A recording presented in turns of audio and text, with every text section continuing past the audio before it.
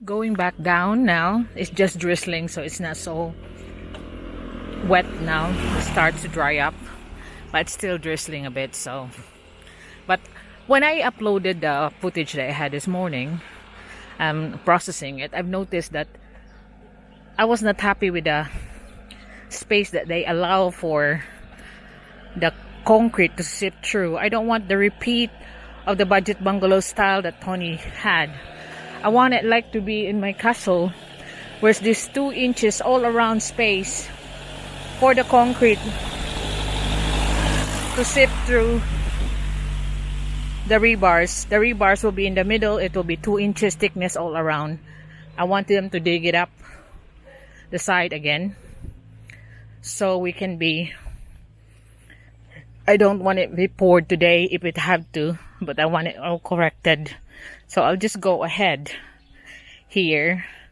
It's just 1:45, but I want to be going ahead here so I could see what has to be done. So I'll just check.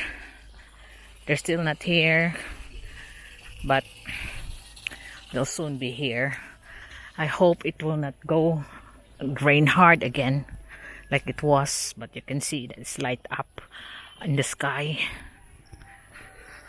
Because once we got the correct thickness, that will be all the way through. At least it's already been corrected right now.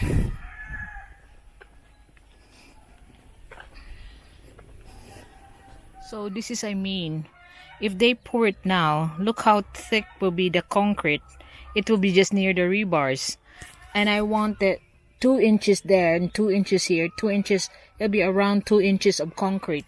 So I don't want them to pour it now. I want them to dig it up again. Dig more of the soil or the dirt out before they do that. Because I don't want the repeat of the budget bungalow beam that the rebars are showing on the top of the beam. I want this like in my castle, that the rebars are in the middle.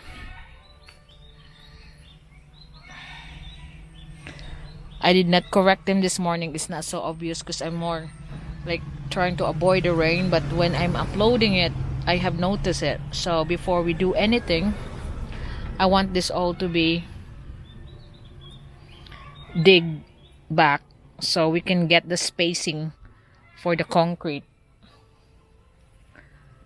correct. So we're now digging on the side to give that 2-inch square. Nakuan man nga. So it will be 2-inch under side and on the top. That's the thickness of the cement. Kuha mo diha. Oh, ay, ngarasig ko na. Sige dito ka. Salamat kay dong ha. Gahi man yung kuan, natubangan tay. Kuwangan pag ini diri po, pero sampay ari raman kutob sa ikatulong rebars. So it's now that we will just put rocks to lift it up to have the 2-inch, but we are trimming the side.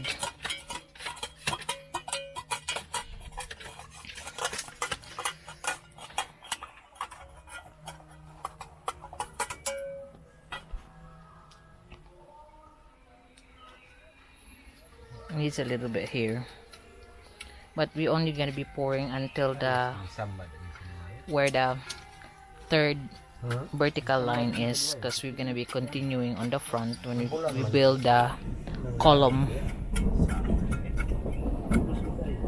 because this is only the beam.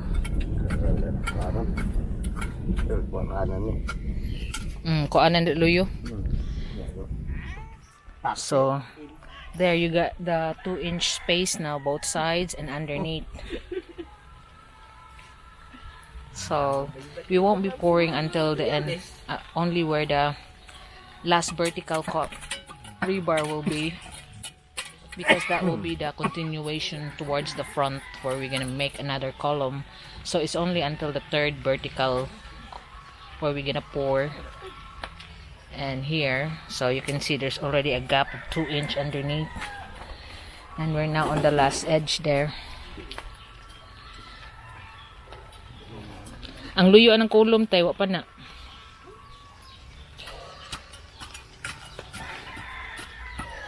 Kuan ni ma'am, kabutangan ni forma din ni ma'am. Kabutangan ni forma. Di ang kilid diha wala, di pa na 2 inch diha. Ano? Di luyo, luyo. Dire. Kada. So needs more, a little bit more digging on the back of that last column.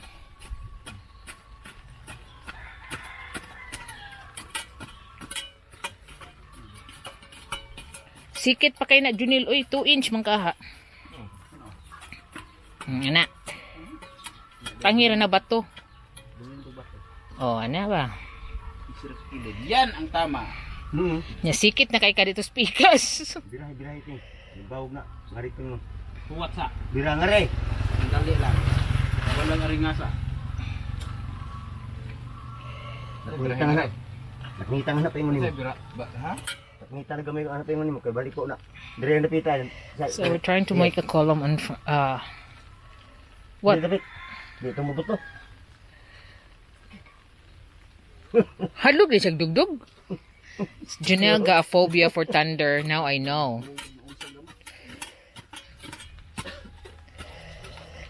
Ibutang ang bato sa tubangan, oy. Ana. Awa.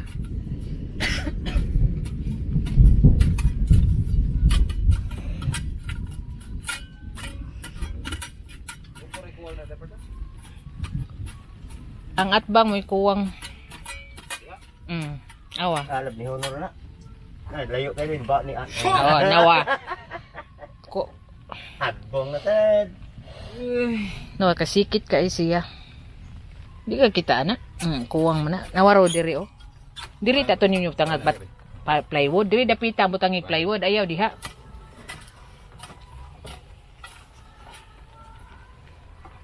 Ana. Di na na siya angay butang plywood ang andiri ra na tubang nato. Ana. Atras pa. Atras padungnin mo. Ana. Ang gibag-on be ang guan. Ana. Ito korig bato sa tubangan.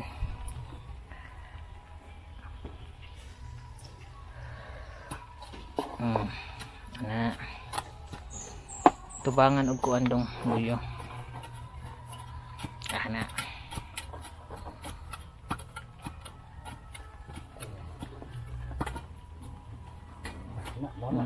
Kana. Dito sa unahan kay ni gamay. Diha. Butang isa nagbato diha.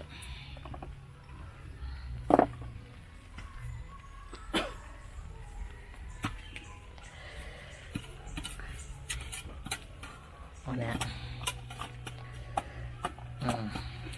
Oh. Iya dra. Ya, butang isa ni sa tunga sa luyo para mo straight o.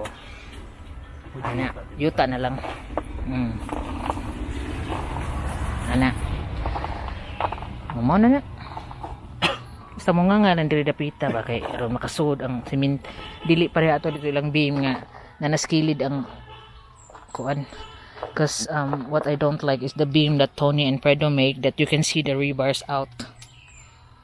It has to be wrapped around with 2-inch cement up and down.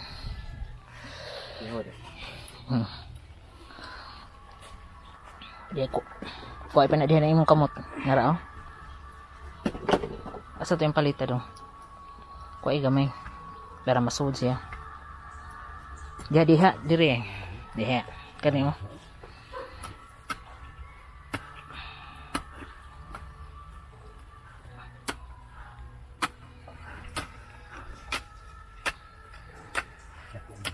Nah, kana. Di ko Ibawag manggod ni. Nama. Maana ron siya na. Tarungon na ron. Ana. Gamay ra ganung bato gud. Pun-an gamay. Bisakto na ang ilaw may kuan ni aron makasud ang plywood.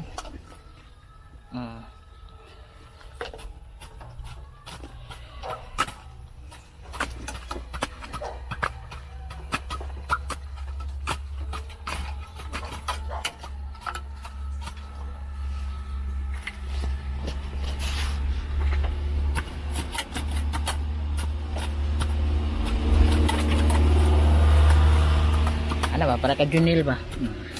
Makasud ang plywood. I think I'll just have to sort this myself.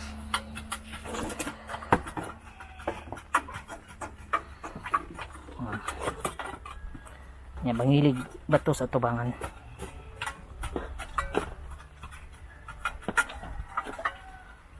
Yan na.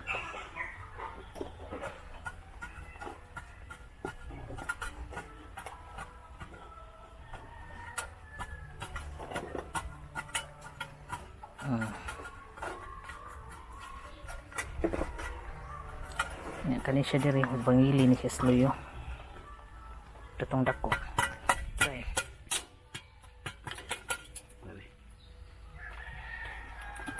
Oh, dia.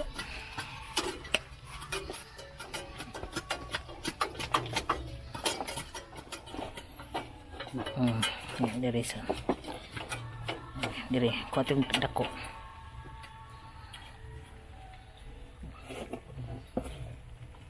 Okay. Kudo yuta nanti. Yan na ayan lang, bato lang. Kaya nyuta mo bawg siya. Kuangan pa nagbato des tuwangan nimo dong kay ni bawg nas tunga. Asus di na makitaan eh. Sige na, okay na. Diri na lang. Diri luyo. Bato gyapon. Ya, diri na pod. Tangi dia. Sige. So that's the form. Lift up 2 inch. Kuaanan pa na di harapita. Kanahantod sa ikatulo.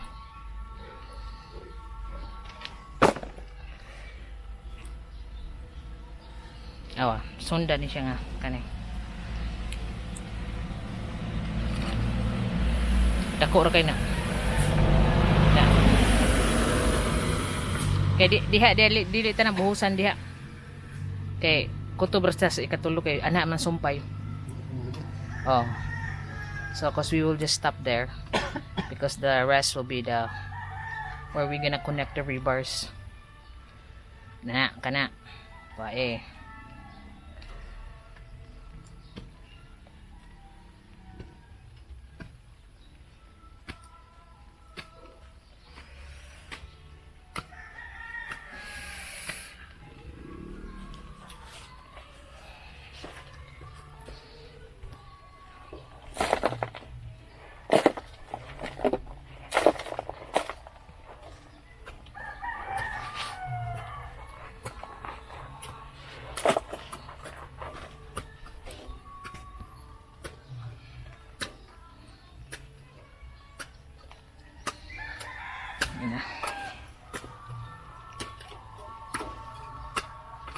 Kana na lang.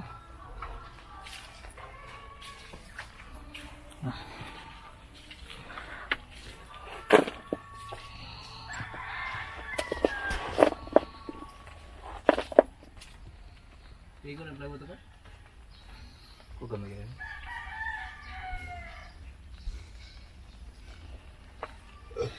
Siya. Na. Pag snack sa una magkuan. So this is it now. You got a 2-inch gap underneath, on the side, and both sides. And then we have to put the plywood on the side for 2-inch for the beam.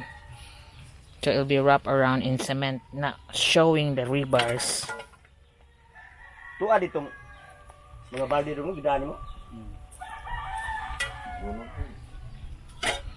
And same here. Ato mga sini hapinan. Kuat mo siya. Ato la pala. Kaduol ra na.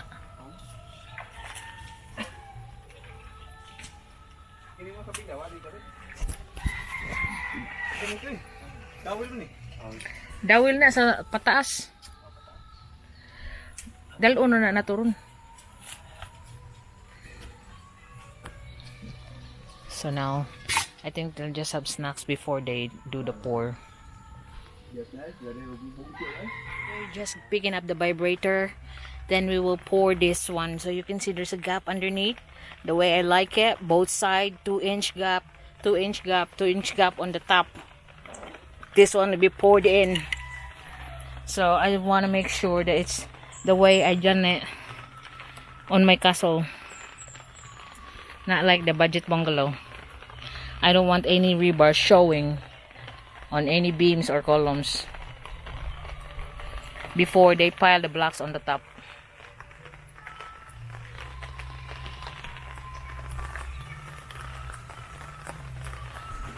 So the lads has come back. They bring the vibrator, which you can see there, and 10 bags of cement.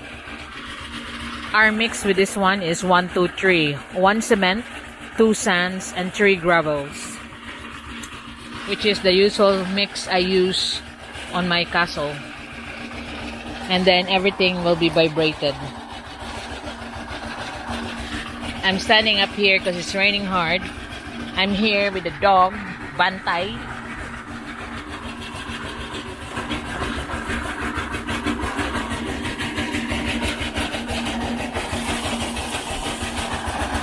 So they start to pour now. Butangi ka ng mga bato eh, kaya purte mo niya nagkas kaya ng buwang.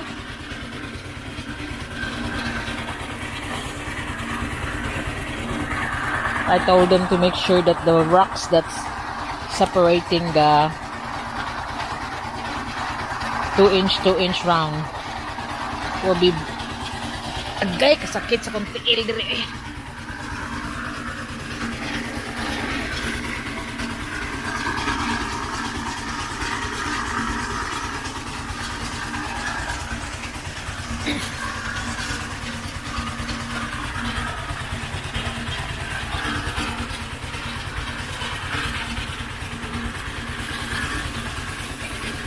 That it will be shaped properly, that no rebars will be coming out on the side.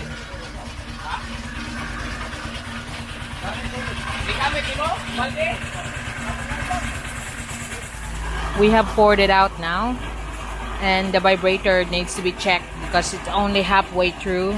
Right here where the tree stump is, it stopped, but we will do it again after. But that one's vibrated. We just put the hollow blocks where on the upper part, but we already poured the bottom, like that one. We're gonna pour the bottom first before we put the hollow blocks put on the side, like that one there. So it's all concrete underneath, nice and thick.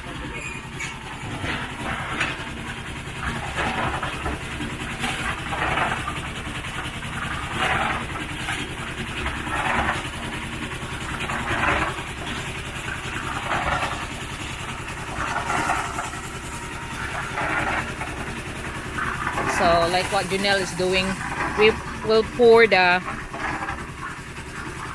column area halfway through first before we put the hollow blocks on top so it would not spill on the roadside.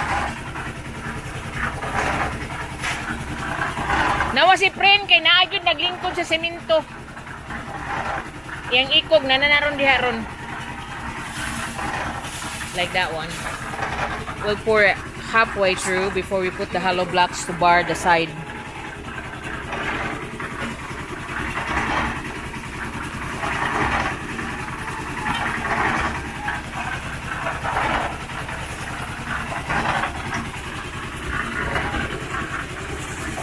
So you gotta remember, this is just the beam. We'll be piling on top of it. So it all be covered, it's so wide, but it'll be covered all the rocks that I'm gonna put in when both sides are gonna be walled, just a short wall.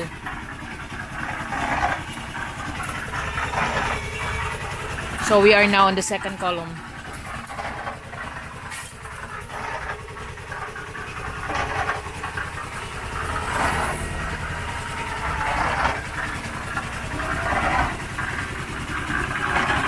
I'm here sitting on the top of the tent.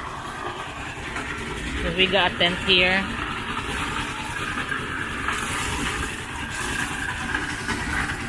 With a cheeky dog beside me.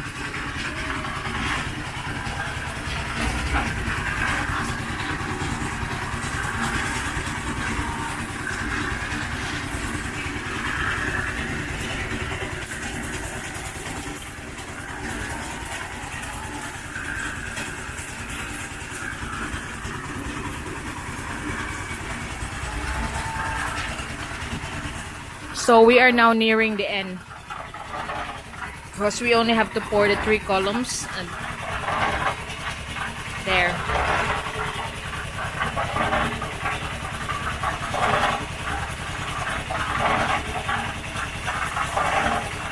Now we are on the 7th sack of cement. Our mix with this one, like I said, is 1, 2, 3. Because that's the always the mix that I use on my castle build. And this is just the beam for the wall, a short wall.